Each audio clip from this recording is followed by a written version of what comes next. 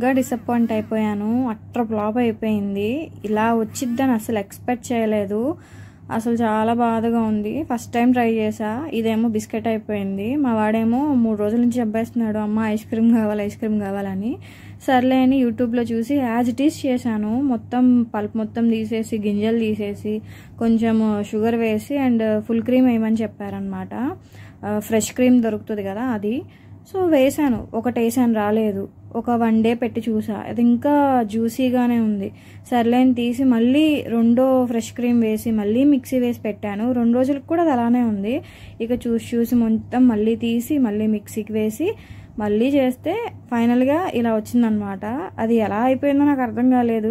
ఫుల్గా disappoint అయిపోయామన్నమాట. Taste అయితే బాగుంది. ఇక చేసేదేం లేక గ్లాస్ జార్లో వేసి స్మూదీ లాగా తాగేసేసాము. కేక్ ఎక్కడ చేశానో అర్థం కావట్లేదు. మేబీ ఇంకొంచెం డిఫరెంట్గా చేయాలేమో. పులిని చూసి నక్క వాత పెట్టుకున్నట్టు అయింది.